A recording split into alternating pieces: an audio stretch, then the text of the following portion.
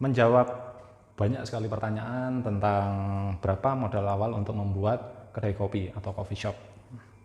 Modal minimal. Jadi di sini saya nggak jelaskan modal maksimal, karena kalau ngomong modal maksimal 100 juta, 1M, 100M, 1T itu juga kurang.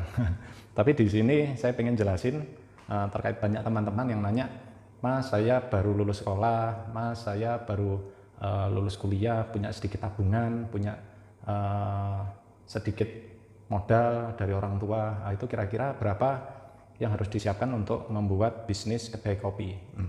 Jadi seperti itu.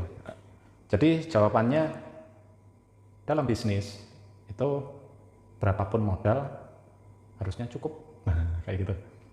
Jadi dalam bisnis nggak harus modal itu yang banyak, tapi gimana caranya memaksimalkan modal yang ada. Saya sedikit cerita, ada konsumen yang datang ke toko waktu itu, dia masih SMA, dia tanya, Mas saya mau buka kedai, modal saya cuma 500.000, bisa? Dia pakai seragam, saya jawab, bisa. Uangnya berapa? 500. Ya, apa bisa Mas? Bisa. Finally dia jalan, 1 bulan dia menghubungi saya lagi dengan modal 500.000. Dia buka di sekolahan, di kantin sebelum COVID waktu itu. Modal 500.000 itu cuma buat belanja sekitar 400.000 dan dia profit per bulan sekitar angka 2-3 juta. Itu untuk 1 bulan pertama, 2,5 sekian. Di SMA di Kota Malang waktu itu. Jadi intinya ternyata modal nggak sampai yang dibuat belanja 400.000 sekian gitu. Itu ternyata dia bisa buka. Ada lagi klien saya yang dia ngeluarin modal udah banyak, sebelumnya nggak pakai saya, dia udah keluar angka di atas 1M, 2M dan nggak bisa buka. Seperti itu. Jadi modal bukan utama, tapi konsepnya dulu. Jadi pada intinya modal berapapun bisa buka, tergantung konsep kita. Jadi kita harus ngitung dulu modal, kita lihat, misal modal saya cuma 1 juta, apa bisa? Yang harus diperhatikan pertama, tempat yang akan kita gunakan. Kalau seandainya tempatnya gede, ya jangan terlalu gede yang dipakai. Pakai aja punya modal 2 juta, 3 juta ya 1 seat, 2 seat lah, 1 table atau 2 table. Kemudian menunya jangan banyak-banyak.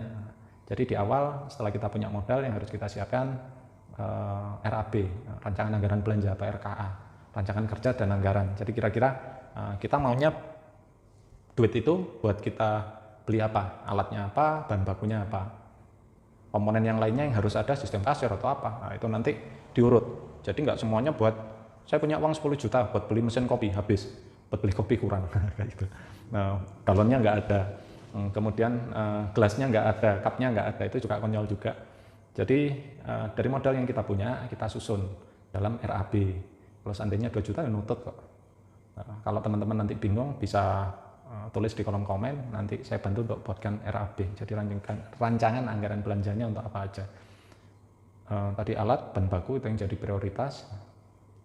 Kemudian yang kedua, setelah RAB jadi, seandainya over limit nih, saya cuma punya uang 2 juta, sementara RAB-nya ternyata 5 juta. Nah, nanti kita prioritaskan. Misal saya jualnya pertama pakai rock presso, kemudian modalnya nggak kuat, ya downgrade aja pakai kayak gini mocha pot. Atau mungkin sudah pakai mocha pot, ternyata modalnya masih kurang. Di awal ada mocha pot, ada cemek misal, ada Vietnam drip. Oke lah, ini dihapus dulu cemeknya, ganti Vietnam drip, beli yang paling murah. Ada mulai harga 20 ribuan sampai harga 500.000 ya, semacam ini. Jadi nanti dari situ di list. Gimana caranya modalnya cukup? Hal-hal yang bersifat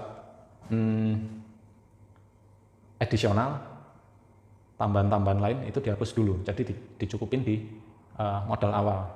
Terus yang ketiga triknya cari barang-barang yang mungkin seandainya modal kita ngepas, masih aja kurang, cari di rumah, cari di barang-barang pribadi kita yang kira-kira nggak kepake dan bisa dioptimalkan buat di outlet di kedai kita. Misal di rumah ada 3 tabung gas, biasanya yang kepake 1, saya butuh kompor buat manasin air, nah itu kan bisa dipinjam dulu. Nah, tapi tetap harus ditulis. Jadi kalau ada pertanyaan, Mas berapa modal awal untuk bikin kedai? Ratusan ribu itu udah bisa buka.